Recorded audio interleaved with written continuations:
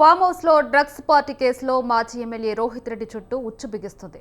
ఇక డ్రగ్స్ పార్టీలో gun firing చేయడంతో ఇప్పటికే రోహిత్ రెడ్డితో పాటు అతని తమ్ముడు రితీష్ రెడ్డి, ఢిల్లీకి చెందిన నమిత్ శర్మను పోలీసులు జైలుకు పంపారు. డ్రగ్స్ మూలాలపై దృష్టి పెట్టిన పోలీసులు ఫామ్ హౌస్ కేంద్రంగా ఏ రకాల దందాలు కొనసాగుతున్నాయనే విషయాలను వెలికితీస్తున్నారు. మరోవైపు అసైన్డ్ భూమిలో ఉన్న రోహిత్ రెడ్డి ఫామ్ హౌస్ ను సీజ్ చేసేందుకు లేఖ రాస్తామని పోలీసులు ఇప్పటికే రెవెన్యూ అధికారులకు సమాచారం ఇచ్చారు. ఇవాళ రెవెన్యూ అధికారులకు లేఖ అందే అవకాశం ఉంది.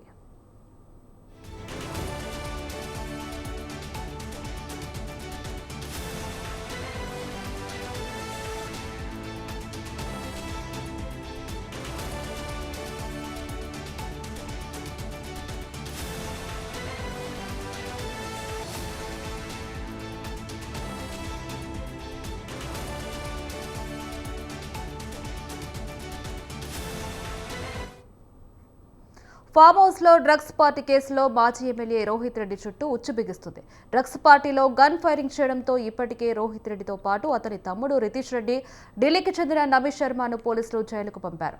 డ్రగ్స్ మూలాలపై దృష్టి పెట్టిన పోలీసులు ఫామ్ హౌస్ కేంద్రంగా ఏ రకాల దందాలు కొనసాగుతున్నాయనే విషయాలను వెలికితీస్తున్నారు.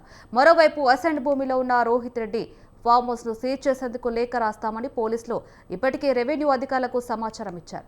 ఇవాళ రెవెన్యూ అధికారులకు రేఖ అందే అవకాశం ఉంది. ఇదే అంశానికి సంబంధించి మరిన్ని updates Hyderabad bureau chief Rana Pratap phone in ద్వారా అందిస్తారు. రాణా ప్రతాప్.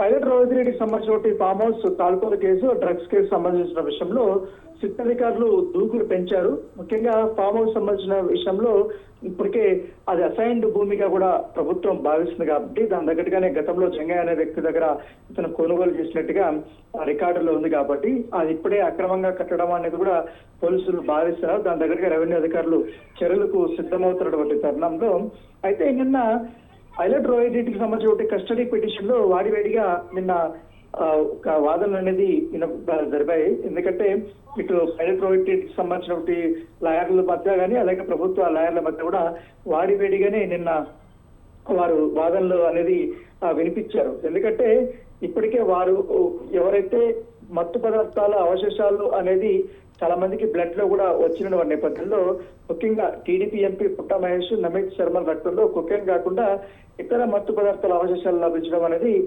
అసలు ఈ కథ వెలికి తీయడానికి ప్రయత్నాలు ప్రారంభించిన నేపథ్యంలో ఎవరెవరు ఎలాంటి డ్రగ్స్ తీసుకున్నారన్న దానిపై కూడా పూర్తిగా ఫోకస్ అనేది పెట్టేట్టుగా మనకు సమాచారం అవుతుంది. అయితే కాల్పులు ఎందుకు చేయాల్సి వచ్చింది అనే దానిపై కూడా ఒక క్లారిటీ వచ్చింది. ఎందుకంటే కాల్పులు జరిపిన సమయంలో తమ వద్దున్న ఇతర మత్తు పదార్థాలు కూడా అక్కడ ఉన్నటువంటి స్విమ్మింగ్ పూల్ లో వారు పడేసినట్టుగా పోలీసులు భావించారు. పార్టీకి వచ్చిన వారిలో ఇది ఒకరు దీనిపైన స్టేట్మెంట్ ఇచ్చినట్టుగా తెలుస్తుంది. దాంతో పాటు ఈ నీటి నమూనాల ద్వారా ఏమైనా ఆధారాలు దొరుకుతాయన్న దానిపై కూడా పోలీసులు ప్రశ్నిస్తున్నట్టుగా మనకు సమాచారం అందుతుంది. మరోవైపు ఇప్పటికే డ్రగ్స్ సంబంధించిన అంశంలో ఈ స్నైపర్ డాగ్స్ ని ఫామ్ హౌస్ తీసుకెళ్లినట్టు కూడా తెలిసారు.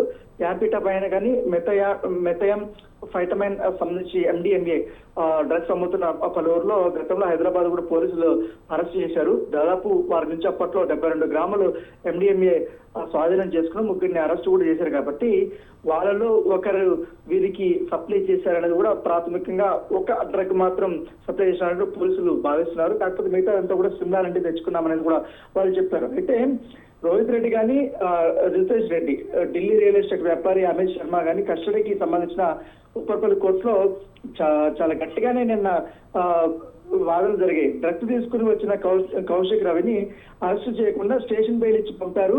తమ క్లయింట్ రోహిత్ రెడ్డి కానీ ఇతరులు కానీ కుట్రపూరితంగా వారిని అరెస్ట్ చేశారనేది కూడా పైలట్ రోహిత్ రెడ్డికి సంబంధించిన న్యాయవాది నిన్న వాదించారు. అయితే మాకు సంబంధించిన ఫామ్ హౌస్ లకి పోలీసులు మఫ్టీలో వచ్చారు, గోడ దూకి వచ్చారు. ఈ క్రమంలోనే ఎవరో బయట వ్యక్తులు వస్తున్నారు, అందుకని భయపడి కాల్పు జరిపారు. ఆర్థిక పరంగా కూడా విచారించడానికి పోలీసులకు ఏమీ లేదు. దేశంలో ఎవరు ఎక్కడైనా వ్యాపారాలు చేసుకునే అవకాశం ఉంది. కానీ పోలీసులు రిమాండ్ రిపోర్ట్ లో అన్ని విషయాలు నమోదు చేసిన తర్వాత కస్టడీ అవసరం లేదనేది కూడా ఆయన చెప్పినప్పటికీ దీనిపైన ప్రభుత్వ న్యాయవాది పోలీసులపై కాల్పులు ఎందుకు జరిగాయో తెలుసుకోవాలని, నిందితుల మధ్య ఉన్న ఆర్థిక సంబంధాల గురించి లోతుగా విచారించాలి. కాబట్టి పార్టీకి తీసుకొచ్చిన డ్రగ్స్ ఎన్ని రకాలు, అవి ఎక్కడ కొన్నారు అనే అంశాలు కూడా తెరపైకి రావాల్సిన అవసరం ఉంది. కాబట్టి ఖచ్చితంగా వీళ్ళందరినీ 10 రోజుల పాటు కస్టడీకి అనుమతించాలని కూడా ఇరుపక్ష విన్నారు. అయితే ఇరుపక్షాల వాదన విన్న తర్వాత జడ్జి 20వ తేదీకి వాయిదా వేశారు. అంటే ఇవాళ ఆర్డర్ కాపీ అనేది ఇస్తారు. ఆయన ఎన్ని రోజుల పాటు అందరినీ కూడా కస్టడీకి అనుమతిస్తారన్నది కూడా ఆసక్తికరమైన పరిణామంగా మారింది. అయితే పెద్ద ఎత్తున మద్యం మొత్తం ఉన్నాయన్న సమాచారం ఉంది కాబట్టి దానిపై కూడా అన్ని రకాలైన కేసులు అయితే ఇప్పటికే నమోదు చేశారు.